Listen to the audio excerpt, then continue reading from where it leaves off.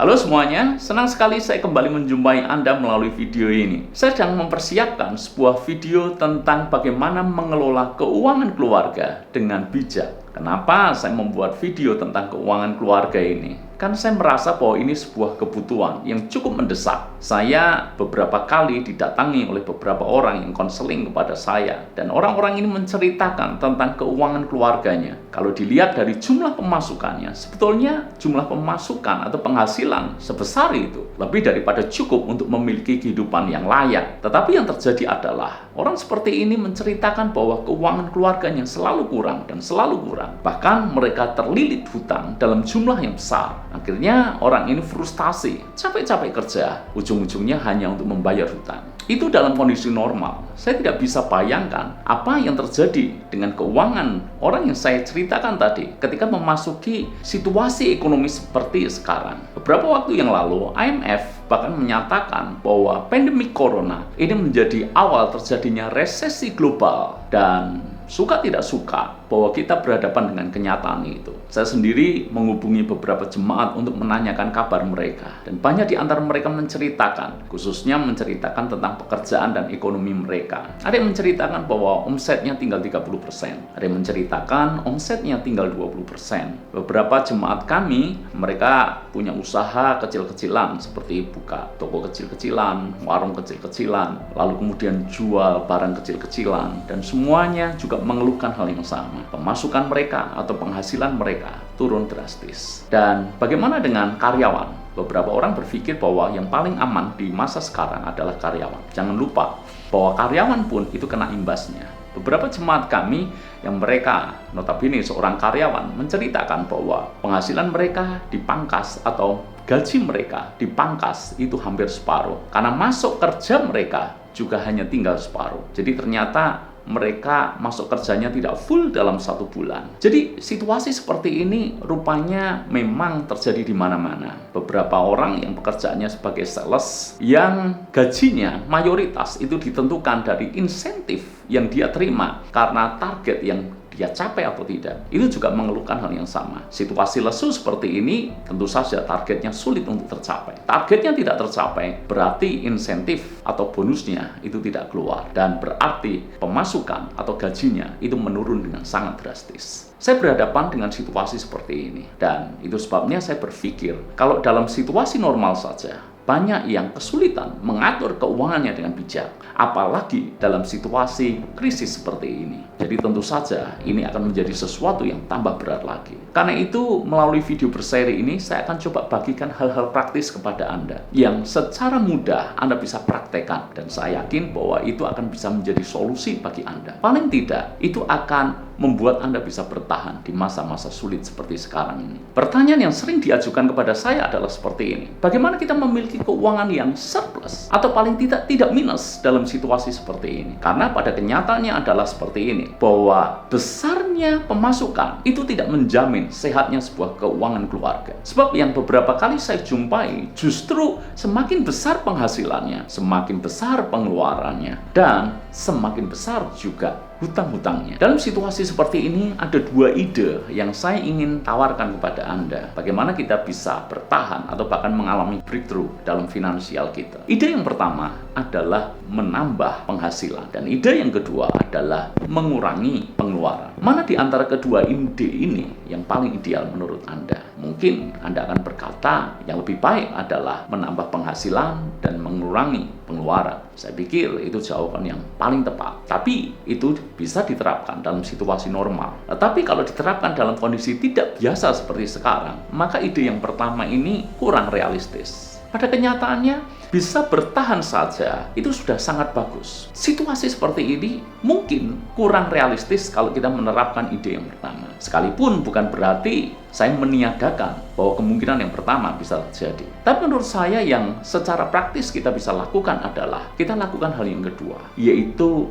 mengurangi pengeluaran. Ini hal yang benar-benar Anda bisa langsung lakukan. Kalau ide yang pertama tadi, itu sesuatu yang belum ada di tangan Anda. Karena Anda juga belum tahu idenya mau apa, Anda juga belum tahu usaha apa yang Anda mau bangun, Anda juga belum tahu bagaimana Anda bisa mendapatkan modal, entahkah Anda berhutang, entahkah Anda mengambil dana tabungan Anda, dan seterusnya. Dan hal yang kedua, itu justru hal yang berada di tangan Anda. Anda sudah punya uang dan Anda tinggal mengurangi pengeluaran Anda.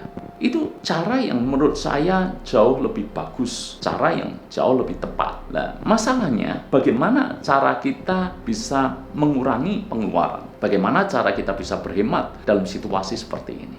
Di video seri Financial Breakthrough ini, saya akan bagikan kepada Anda hal-hal yang praktis yang Anda bisa langsung lakukan. Saya yakin Anda lakukan, maka Anda langsung dapat manfaatnya. Dan kalau Anda mendisiplin melakukannya, maka bukan mustahil ini menjadi awal terjadinya sebuah terobosan di dalam keuangan Anda. Hal yang pertama yang saya ingin bagikan kepada Anda, catat dan buatlah pos-pos anggaran belanja Anda di dalam keuangan keluarga Anda.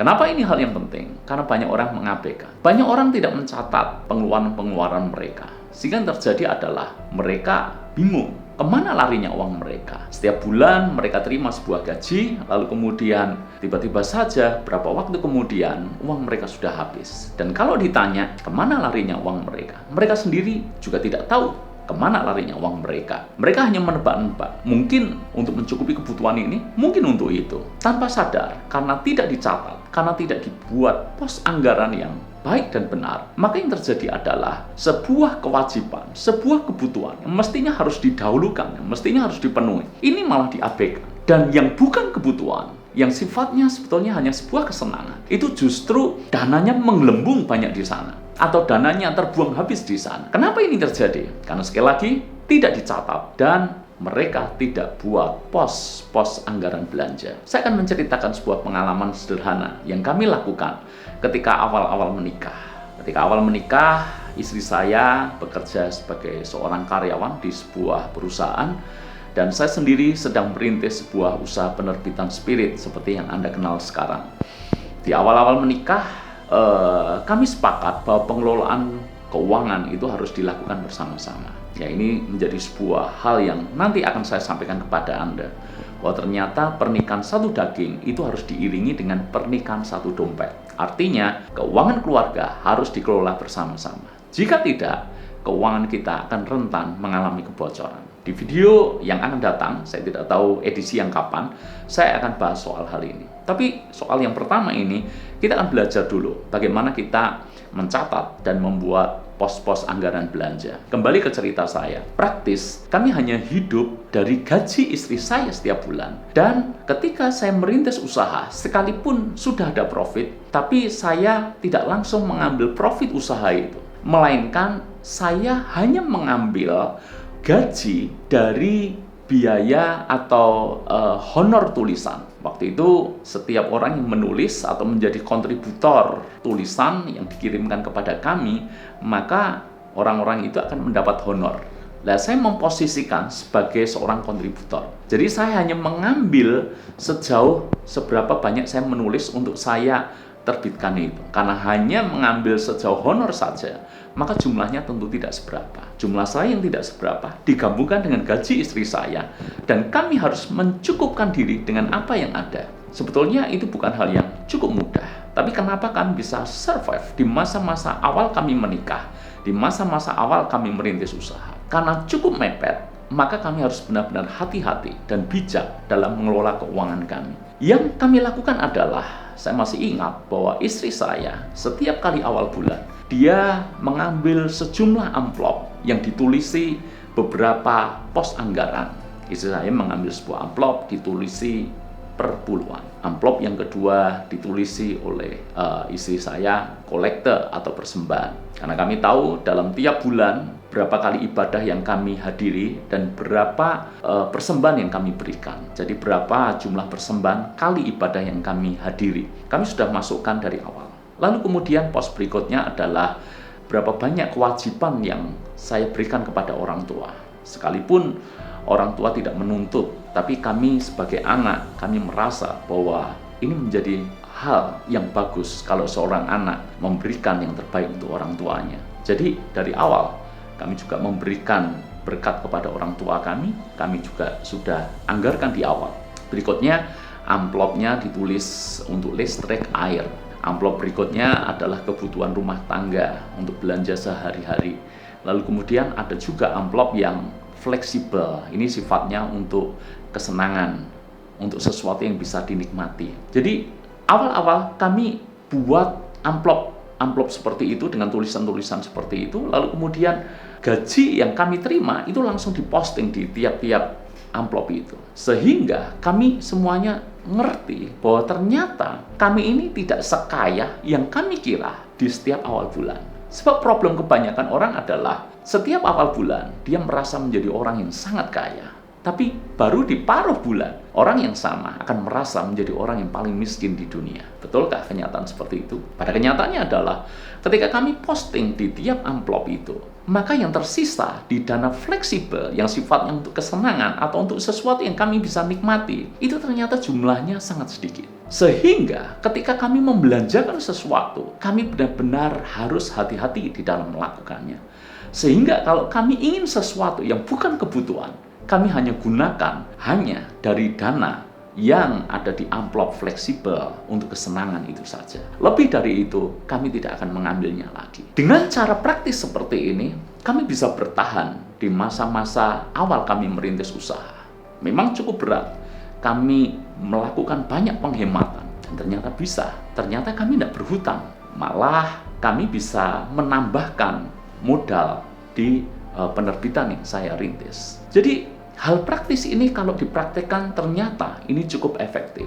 Saya tahu hampir kebanyakan orang tidak melakukan hal ini. Kenapa? Mungkin orang berpikir terlalu ribet, terlalu repot. Saya berkata, kalau hal kecil saja kita tidak lakukan, bagaimana mungkin Tuhan bisa percayakan perkara-perkara yang lebih besar dalam keuangan kita? Kalau pengelolaan yang tampaknya sepele saja, kita tidak bersedia lakukan. Dan bagaimana mungkin kita dalam kondisi siap untuk terima berkat Tuhan yang lebih besar? Jadi melalui video ini saya ingin berkata kepada Anda semuanya, cobalah Anda praktek di rumah. Setiap kali Anda terima gaji, Anda langsung posting ke pos anggaran Anda. Dan hanya gunakan yang benar-benar Anda tahu itu dana yang Anda bisa gunakan. Bagaimana kalau Anda seorang pengusaha? Maka alangkah lebih baiknya keuangan perusahaan dan keuangan keluarga itu dipisahkan.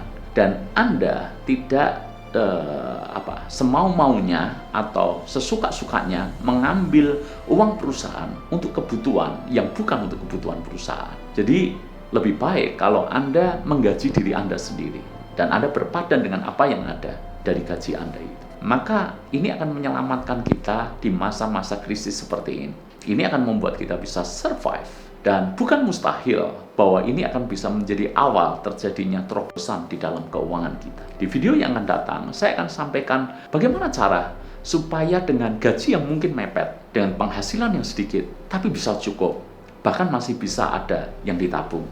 Nantikan video berikutnya, dan saya harap Anda bisa menikmati video ini, tidak hanya sekedar Anda menikmati, tapi saya sungguh berdoa Anda praktek. Anda mulai lakukan. Dan saya ingin mendengar sebuah kesaksian Anda yang Anda bisa tulis di kolom komen di bawah ini. Anda bisa tulis ketika Anda praktek, apa yang terjadi dengan keuangan keluarga Anda. Tuhan memberkati kita semua.